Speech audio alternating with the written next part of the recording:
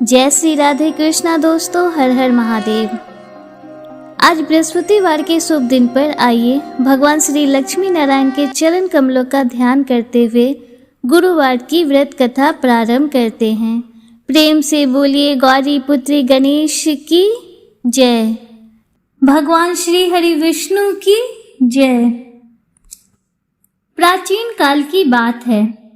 भारतवर्ष में एक बड़ा ही प्रतापी और दानी राजा राज करता था। वह हर गुरुवार को व्रत रखकर दीन दुखियों की सहायता करता था, परंतु ये सब बातें उसकी रानी को अच्छी नहीं लगती थी। वह ना तो व्रत करती और ना ही किसी को एक पैसा दान में देती। इतना ही नहीं, वह राजा से भी ऐसा करने को मना किया करती थी। एक समय की बात है, राजा शिकार खेलने वन में गए हुए थे। घर पर रानी और दासी थी। उस समय गुरु बृहस्पति देव एक साधु का रूप धारण कर राजा के दरवाजे पर भिक्षा मांगने आए। साधु ने जब रानी से भिक्षा मांगी तो रानी कहने लगी, हे साधु महाराज, मैं तो इस दान और पुण्य से तंग आ गई हूँ।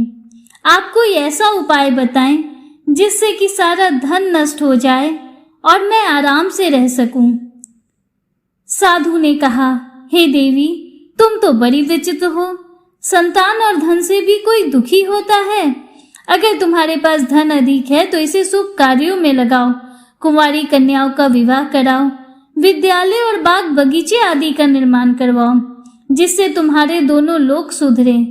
परंतु साधु की इन बातों से रानी को खुशी नहीं हुई। उसने कहा, मुझे ऐसे धन की भी आवश्यकता नहीं जिसे मैं दान दूं और जिसे रखने संभालने में मेरा सारा समय ही नष्ट हो जाए।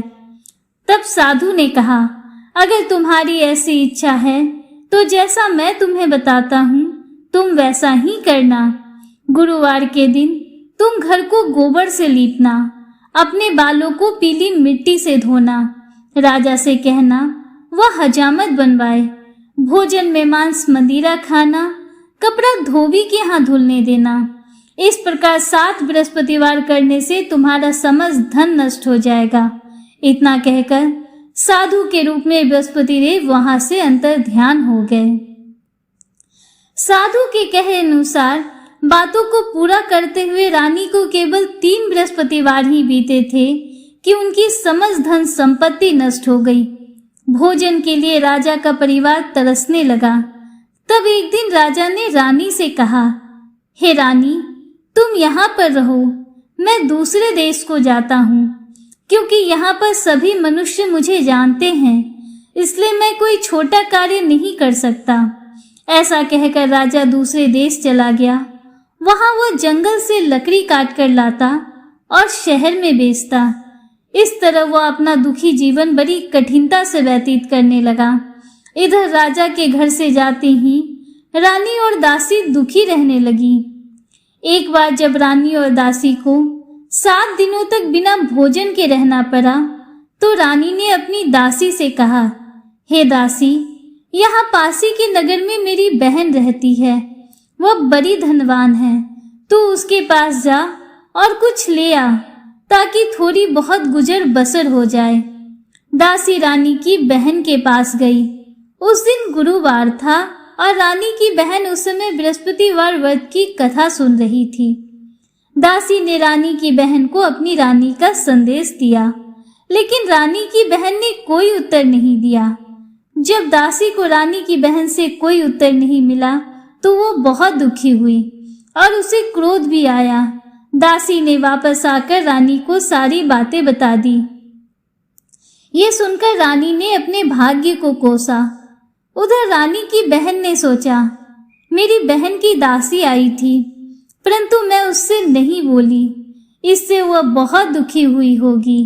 कथा सुनकर और पूजा समाप्त करके वह अपनी बहन के घर आई और कहने लगी, हे बहन, मैं बृहस्पतिवार का व्रत कर रही थी, तुम्हारी दासी आई थी, परंतु जब तक कथा होती है तब तक ना तो उठते हैं और ना ही बोलते हैं, इसलिए मैं नहीं बोली। बताओ दासी क्यों आई थी? रानी बोली, बहन, तुमसे क्या छुपाऊं, हमारे घर में खाने तक को अनाज नहीं है। ऐसा कहते कहते रानी की आंखें भर आई। उसने दासी समेत पिछले 7 दिनों से भूखे रहने की पूरी बात अपनी बहन को बता दी। रानी की बहन बोली, देखो बहन, भगवान बृहस्पति देव सबकी मनोकामना को पूर्ण करते हैं। देखो शायद तुम्हारे घर में अनाज रखा हो। पहले तो रानी को विश्वास नहीं हुआ, पर बहन के आग्रह करने पर उसने अपनी दासी को घर के अंदर भेजा तो उसे सचमुच अनाज से भरा एक घड़ा मिल गया। यह देखकर दासी को बड़ी हैरानी हुई। दासी रानी से कहने लगी, हे रानी, देखो, जब हमको भोजन नहीं मिलता तो हम तो रोज ही व्रत करते हैं, इसलिए क्यों न इनसे व्रत की कथा और विधि पूछ ली जाए ताकि हम भी उसे किया करें। तब रानी ने अपनी बहन से बृहस्पतिवार व्रत के बारे में पूछा। रानी की बहन ने बताया, बृहस्पतिवार के व्रत में चने की दाल और मुनक्का केले की जड़ में अर्पित करें तथा दीपक जलाएं, व्रत कथा सुने और पीला भोजन ही करें। इससे बृहस्पति देव और भगवान विष्णु प्रसन्न होते हैं। व्रत और पूजा की विधि बताकर रानी की बहन अपने घर को लौट गई। 7 दिन के बाद जब गुरुवार आया तो रानी और दासी ने व्रत रखा। वह घुड़साल में जाकर चना और गुड़ बीन लाई, फिर उससे केले की जड़ तथा विष्णु भगवान का पूजन किया। अब पीला भोजन कहाँ से आए? दोनों बहुत दुखी हुई, परंतु उन्होंने व्रत रखा था, इसलिए बृहस्पति देव बहुत प्रसन्न थे। वह एक साधारण व्यक्ति का रूप धारण करके 2 थालों में पीला भोजन दासी को दे गए। भोजन पाकर दासी बड़ी प्रसन्न हुई और फिर रानी के साथ मिलकर भोजन ग्रहण किया। उसके बाद वह दोनों सभी गुरुवार को व्रत और पूजन करने लगी। बृहस्पति देव की कृपा से उनके पास फिर से धन संपत्ति आ गई, परंतु रानी फिर से पहले की तरह ही आलस्य करने लगी। तब दासी बोली, देखो रानी, तुम पहले भी इसी प्रकार आलस्य करती थी। तुम्हें धन के रखने में कष्ट होता था, इस कारण सभी धन नष्ट हो गया, और अब जब देव बृहस्पति की कृपा से धन मिला है तो तुम्हें फिर से आलस्य होता है। बड़ी मुसीबतों के बाद हमने ये धन पाया है, इसलिए हमें दान पुण्य करना चाहिए। भूखे मनुष्य को भोजन कराओ, कुंवारी कन्याओं का विवाह कराओ, धन को शुभ कार्यों में खर्च करो, इससे तुम्हारे कुल का यश बढ़ेगा और पितृ भी प्रसन्न होंगे। दासी की मानकर रानी अपना धन शुभ कार्यों में खर्च करने लगी। इससे पूरे नगर में उसका यश फैलने लगा। उधर एक दिन राजा दुखी होकर जंगल में एक पेड़ के नीचे आसन जमाकर बैठ गया। अपनी दशा को याद करके रोने लगा। बृहस्पतिवार का दिन था। एकाएक उसने देखा कि निर्जन वन में एक साधु प्रकट हुए। वह साधु वेश में स्वयं बृहस्पति देवता थे। लकड़हारे के सामने आकर बोले, हे लकड़हारे, इस सुनसान जंगल में तुम किस चिंता में बैठे हो? मुझको बतलाओ। लकड़हारे ने दोनों हाथ जोड़कर उन्हें प्रणाम किया और कहा, भगवान, आप सब कुछ जानते हैं, मैं क्या कहूँ? यह कहकर वह रोने लगा और साधु को अपनी संपूर्ण कहानी बतला दी। महात्मा दयालु होते हैं। उन्होंने कहा, तुम्हारी स्त्री ने बृहस्पति देव का निरादर किया था, जिसके कारण तुम्हारी यह दशा हुई। अब तुम चिंता मत करो, भगवान तुम्हें पहले से अधिक धनवान करेंगे। तुम बृहस्पतिवार के दिन कथा किया करो।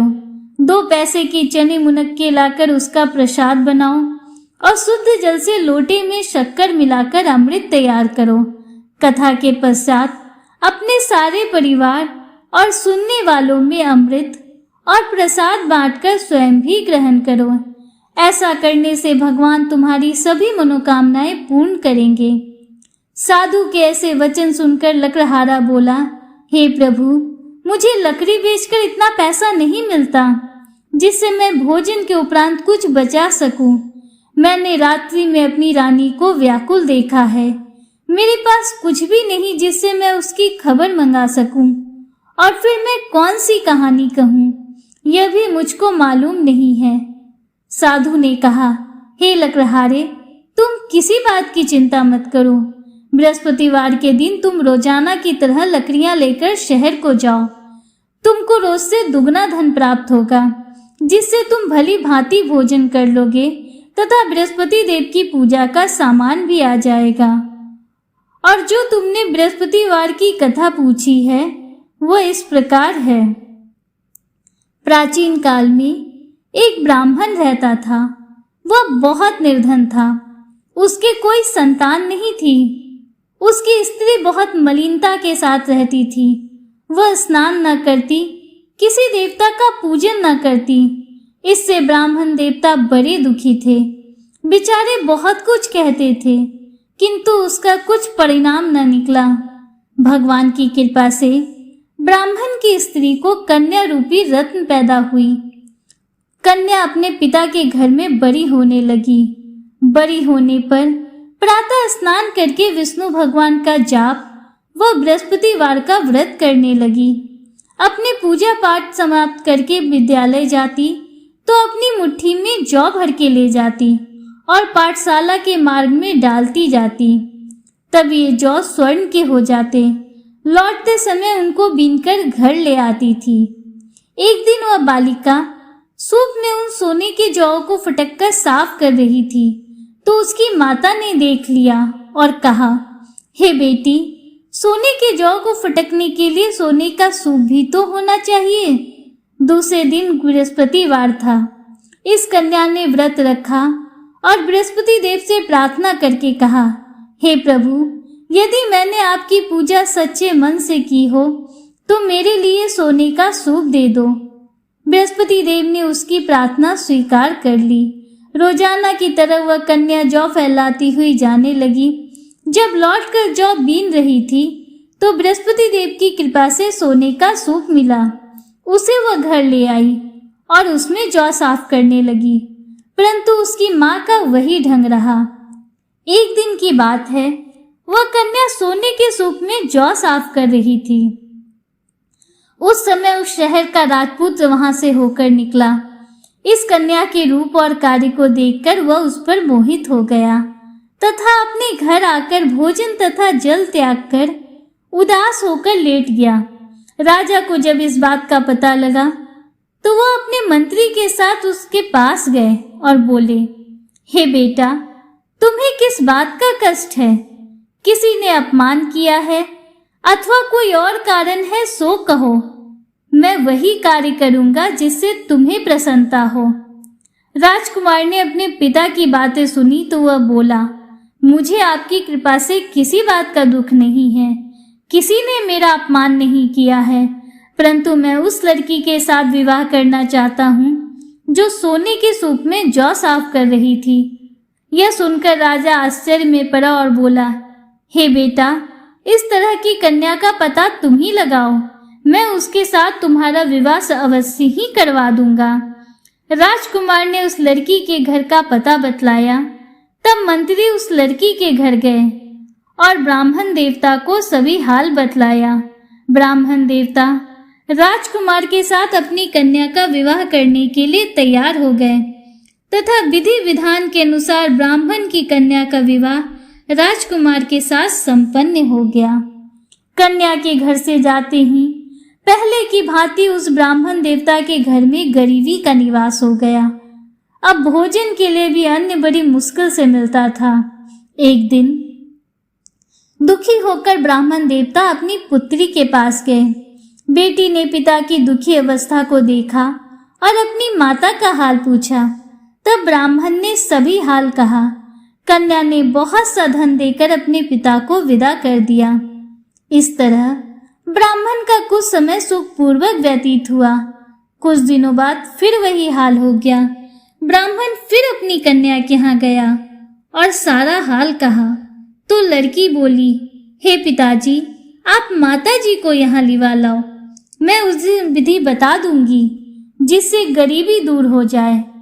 वह ब्राह्मण देवता अपनी स्त्री को साथ लेकर पहुंचे तो पुत्री अपनी माँ को समझाने लगी, हे माँ, तुम प्रातः काल प्रथम स्नान आदि करके विष्णु भगवान का पूजन करो तो सब दरिद्रता दूर हो जाएगी। परंतु उसकी माँ ने एक भी बात नहीं मानी। और प्रातःकाल उठकर अपनी पुत्री के बच्चों की जूठन को खा लिया। इससे उसकी पुत्री को बहुत गुस्सा आया और एक रात कोठरी से सभी सामान निकालकर अपनी माँ को उसमें बंद कर दिया। प्रातःकाल उसमें से निकालकर स्नान आदि करा के पूजा पाठ करवाया तो उसकी माँ की बुद्धि भी ठीक हो गई और फिर प्रत्येक बृहस्पतिवार को व्रत रखने लगी। इस व्रत के प्रभाव से उसके माँ बाप बहुत ही धनवान और पुत्रवान हो गए और बृहस्पति जीव के प्रभाव से इस लोक के सुख को भोगकर स्वर्ग को प्राप्त हुए। ऐसी कथा कहकर साधु बने बृहस्पति देव वहां से अंतर ध्यान हो गए। धीरे धीरे समय व्यतीत होने पर फिर वही बृहस्पतिवार का दिन आया। लकड़हारा जंगल से लकड़ी काटकर किसी शहर में बेचने गया। उसे उस दिन और दिन से अधिक धन मिला। राजा ने चना गुड़ आदि लाकर गुरुवार का व्रत किया। उस दिन से उसके सभी क्लेश दूर हुए। परंतु जब दोबारा गुरुवार का दिन आया तो राजा बृहस्पतिवार का व्रत करना भूल गया।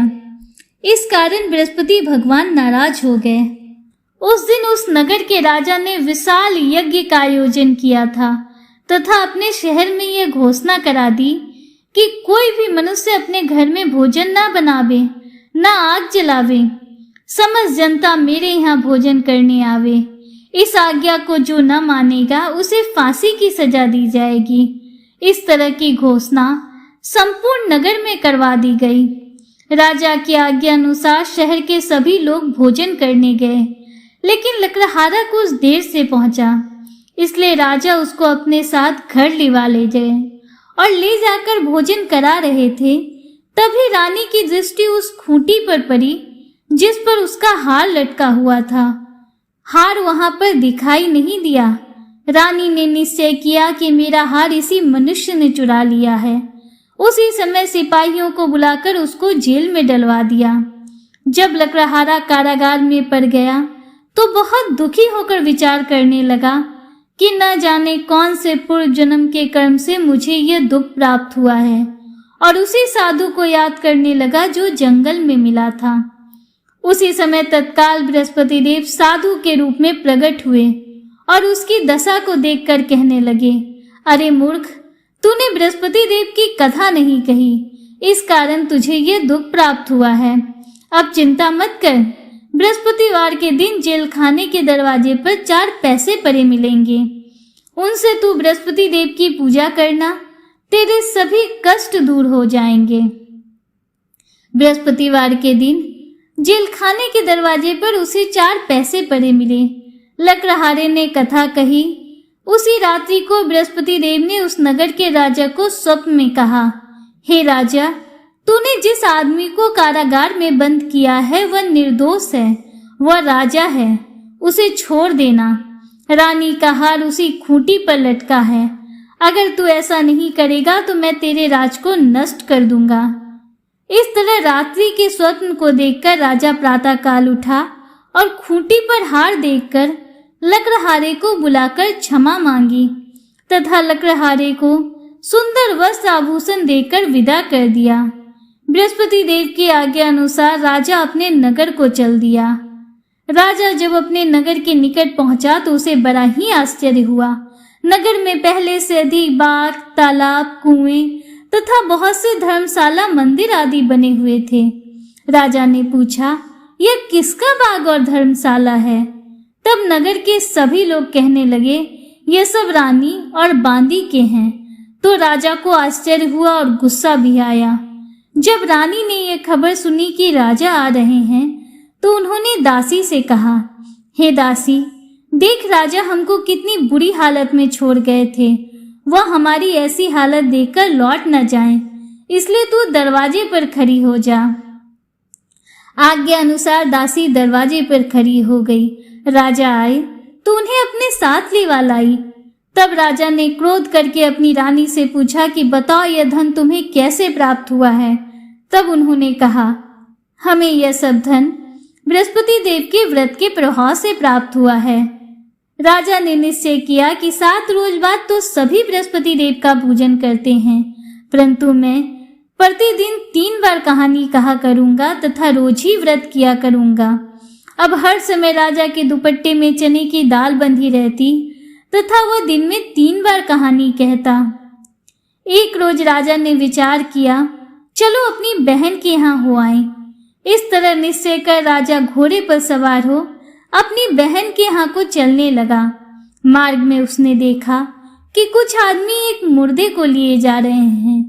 उन्हें रोककर राजा कहने लगा, अरे भाइयों, मेरी बृहस्पति देव की कथा सुन लो। वे बोले, लो, हमारा तो आदमी मर गया है, इसको अपनी कथा की पड़ी है। परंतु कुछ आदमी बोले, अच्छा कहो, हम तुम्हारी कथा भी सुनेंगे। राजा ने दाल निकाली और जब कथा आधी हुई तो मुर्दा हिलने लगा और जब कथा समाप्त हो गई तो राम राम करके वह मनुष्य खड़ा हो गया। आगे मार्ग में उसे एक किसान खेत में हल चलाता मिला। राजा ने उसे देखा और कहा, अरे भैया, तुम मेरी बृहस्पतिवार की कथा सुन लो। किसान बोला, जब तक मैं तेरी कथा सुनूंगा तब तक 4 हरैया जोत लूंगा। जा अपनी कथा किसी और को सुनाना। इस तरह राजा आगे बढ़ गया। राजा के हटते ही बैल पछाड़ खाकर गिर गए तथा किसान के पेट में बहुत जोर से दर्द होने लगा। उसी समय किसान की माँ रोटी लेकर आई। उसने जब यह देखा तो अपने पुत्र से सब हाल पूछा। बेटे ने सभी हाल कह दिया तो बुढ़िया दौड़ी दौड़ी उस घुड़सवार के पास गई और उससे बोली, मैं तेरी कथा सुनूंगी, तू अपनी कथा मेरे खेत पर चलकर ही कहना। राजा ने बुढ़िया के खेत पर जाकर कथा कही, जिसके सुनते ही बैल खड़े हो गए तथा किसान के पेट का दर्द भी बंद हो गया। राजा अपनी बहन के घर पहुंच गया। बहन ने भाई की खूब मेहमानी की। दूसरे रोज प्रातःकाल राजा जगा तो वो देखने लगा कि सब लोग भोजन कर रहे हैं। राजा ने अपनी बहन से कहा, ऐसा कोई मनुष्य है जिसने भोजन नहीं किया हो, जो मेरी बृहस्पतिवार की कथा सुन ले। बहन बोली, हे भैया, यह देश ऐसा ही है। पहले यहाँ लोग भोजन करते हैं, बाद में अन्य कार्य करते हैं। अगर कोई पड़ोस में हो तो देख आऊं। वह ऐसा कहकर देखने चली गई, परंतु उसे ऐसा कोई व्यक्ति नहीं मिला जिसने भोजन नहीं किया हो। अतः वह एक कुम्हार के घर गई, जिसका लड़का बीमार था। उसे मालूम हुआ कि उसके यहाँ 3 रोज से किसी ने भोजन नहीं किया है। रानी ने अपने भाई की कथा सुनने के लिए कुम्हार से कहा। वह तैयार हो गया। राजा ने जाकर बृहस्पतिवार की कथा कही, जिसको सुनकर उसका लड़का ठीक हो गया। अब तो राजा की प्रशंसा होने लगी। एक रोज राजा ने अपनी बहन से कहा, हे बहन, हम अपने घर को जाएंगे, तुम भी तैयार हो जाओ। राजा की बहन ने अपनी सास से कहा। सास ने कहा, हाँ चली जा, परंतु अपने लड़कों को मत ले जाना, क्योंकि तेरे भाई को कोई औलाद नहीं होती है। बहन ने अपने भाई से कहा, हे भैया, मैं तो चलूंगी, परंतु कोई बालक नहीं जाएगा। राजा बोला, जब कोई बालक नहीं जाएगा तब तुम ही चलकर क्या करोगी। बड़े दुखी मन से राजा अपने नगर को लौट आया। राजा ने अपनी रानी से कहा, हम निर्वंशी राजा हैं, हमारा मुंह देखने का धर्म नहीं है और कुछ भोजन आदि नहीं किया। रानी बोली, हे प्रभु, बृहस्पति देव ने हमें सब कुछ दिया है, वह हमें संतान अवश्य देंगे। उसी रात्रि को बृहस्पति देव ने राजा को स्वप्न में कहा, हे राजा, उठ, सभी सोच त्याग दे, तेरी रानी गर्भ से है। राजा को यह बात सुनकर बड़ी खुशी हुई। 9वें महीने में रानी के गर्भ से एक सुंदर पुत्र पैदा हुआ। तब राजा बोला, हे रानी, स्त्री बिना भोजन के रह सकती है, पर बिना कहे नहीं रह सकती। जब मेरी बहन आए तो तुम मुझसे कुछ मत कहना। रानी ने सुनकर हाँ कर दिया। जब राजा की बहन ने यह शुभ समाचार सुना तो वह बहुत खुश हुई तथा बधाई लेकर अपने भाई के यहाँ आई। तब रानी ने कहा, घोड़ा चढ़कर तो आई नहीं, गधा चढ़ी आई। राजा की बहन बोली, भाभी, मैं इस प्रकार नहीं कहती तो तुम्हें औलाद कैसे मिलती। बृहस्पति देव ऐसे ही हैं, जैसी जिसके मन में कामनाएं हैं सभी को पूर्ण करते हैं। जो सद्भावना पूर्वक बृहस्पतिवार का व्रत करता एवं कथा पढ़ता है, सुनता है, दूसरों को सुनाता है, भगवान बृहस्पति उसकी सभी मनोकामनाएं पूर्ण करते हैं। भगवान बृहस्पति देव उसकी सदैव रक्षा करते हैं। संसार में जो मनुष्य सद्भावना से भगवान का पूजन व्रत सच्चे हृदय से करते हैं तो उनकी सभी मनोकामनाएं पूर्ण करते हैं। जैसी सच्ची भावना से रानी और राजा ने उनकी कथा का गुणगान किया तो उनकी सभी इच्छाएं बृहस्पति देव जी ने पूर्ण की। इसलिए पूर्ण कथा सुनने के बाद प्रसाद लेकर जाना चाहिए। हृदय से उनका मनन करते हुए जयकार बोलना चाहिए। बोलो भगवान बृहस्पति देव की जय, श्री हरि विष्णु की जय।